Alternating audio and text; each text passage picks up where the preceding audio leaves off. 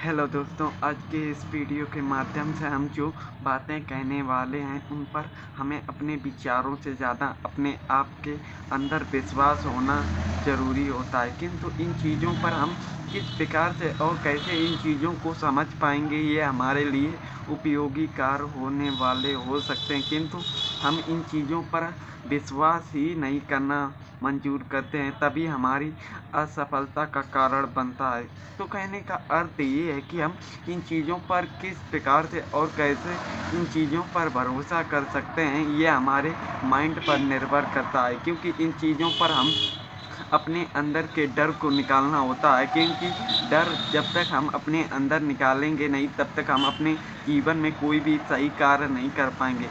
इसीलिए हमें भरोसा खुद पर भी होना ज़रूरी होता है। किंतु हम इन चीज़ों पर अपने आप को खुद पर भरोसा नहीं होता। तो इन चीज़ों को हम किस प्रकार से और कैसे अपने बारे में और एक सही इंफॉर्मेशन की चीज़ों पर कार्य कर सकते हैं। क्योंकि कोई भी काम हम करते हैं तो हमें अपने अंदर एक विश्वास जागृत करना होता है। तो इन चीज़ों को हम किस प्रकार से और कैसे अपने अंदर के विश्वास को जागृत कर सकते हैं, क्योंकि इन चीज़ों को हमें समझना हमारे लिए बहुत ही मुश्किल कार्य होता है। किंतु हम इन चीज़ों को समझने में कोशिश नहीं करते, ये हमारी सबसे बड़ी मूर्खतापूर्ण बातें होती हैं। तो इन चीज़ों को हम किस प्रकार से और कैसे इन चीज़ों के अंदर बदलाव का कारण कर सकते हैं, क्योंकि जब तक हम इन चीज़ों पर बदलाव का कारण नहीं समझेंगे, तब तक हम कोई भी कार्य संभव नहीं कर पाएंगे।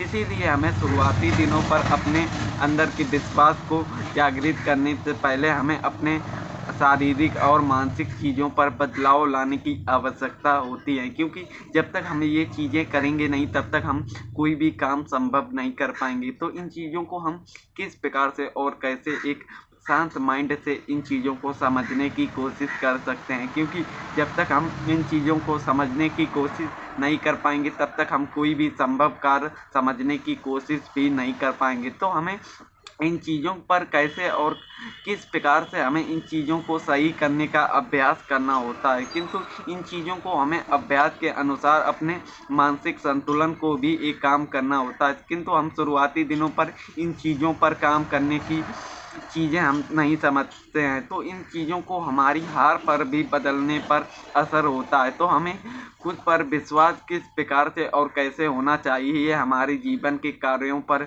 निर्भर करता है। किंतु हम इन चीज़ों को अपने अभ्यास के अनुसार हमें इन चीज़ों से क्या सीखने को मिलता है और ये हमारे जीवन में किस प्रकार से उपयोगी कार्य हैं, ये हमें समझने के लिए अपने समय का अभ्यास की ज़रूरत होती है। किंतु हम इन चीज़ों पर अपना समय तो देते हैं, किंतु इन चीज़ों पर समझने की कोशिश नहीं करते हैं। तो ये हमारी अंदर की भावनाएं होती हैं। तो इन भावनाओं को हमें किस प्रकार से और कैसे इन चीज़ों पर परिवर्तन लाने की आवश्यकता होती है दोस्तों, क्योंकि कोई भी हम काम करेंगे, उसमें अगर हम कोई भी काम करने की अपने अभ्यास पर कोई बदलाव नहीं करेंगे, तब तक हमारे जीवन में कोई भी परिवर्तन नहीं आएगा। तो हमें इन चीज़ों पर किस प्रकार से अपने चीज़ों को बेसिक तरीके से समझना है, ये हमें अपने मानसिक संतुलन पर विश्वास करना होता है। किंतु इन चीज़ों पर हम शुरुआती दिनों पर कोई भी काम नहीं करते, ये हमारी सबसे बड़ी मूर्खता होती है। तो कहने का अर्थ ये है दोस्तों कि हम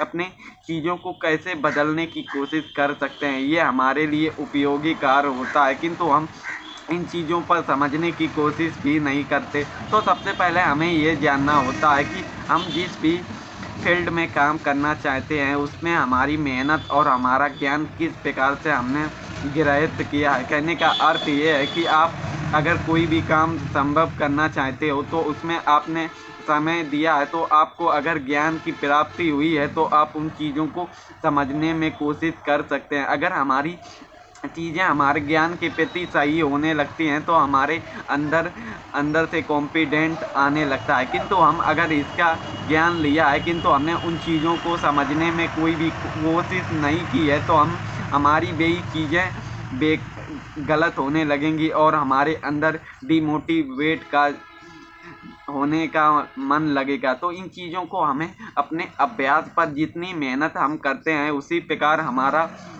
उतना ही रिजल्ट आता है। इसीलिए दोस्तों हमारे अंदर अगर कॉन्फिडेंट लाना है तो हमें सबसे पहले ज्ञान की चीज़ों को समझना और अभ्यास करना होगा, क्योंकि ज्ञान हमें सिखाता है कि चीज़ें ये किस प्रकार से और कैसे होती हैं, और अभ्यास हमें सिखाता है कि हमने जो सीखा है वो हम किस प्रकार से और किस समय देकर इन चीज़ों का कितना सदुपयोग कर रहे हैं, क्योंकि इन्हीं चीज़ों से हमारे अंदर परिवर्तन आता है। तो इन चीज़ों को हमें समझना ही होगा, क्योंकि जब तक हम इन चीज़ों को समझेंगे नहीं तब तक हमारे जीवन में कोई भी परिवर्तन नहीं आएगा। तो इन्हीं चीज़ों को हमें सीखने के लिए ये चीज़ें हमारे अंदर एकदम नहीं आती, किंतु हम समय देते देते इन चीज़ों को आसानी पूर्वक लाना सीख पाएंगे। किंतु इसके लिए हमें अपने अंदर कड़े नियम लाने होते हैं, क्योंकि इन नियमों का पालन हम करना उल्लंघन जरूर करते हैं। इसी के कारण 99% यहाँ फेल होते हैं। कहने का अर्थ ये है कि अगर हम जीवन में कोई भी मार्ग पर चलते हैं तो हमें अपने अभ्यासों पर कार्य करना होता है, क्योंकि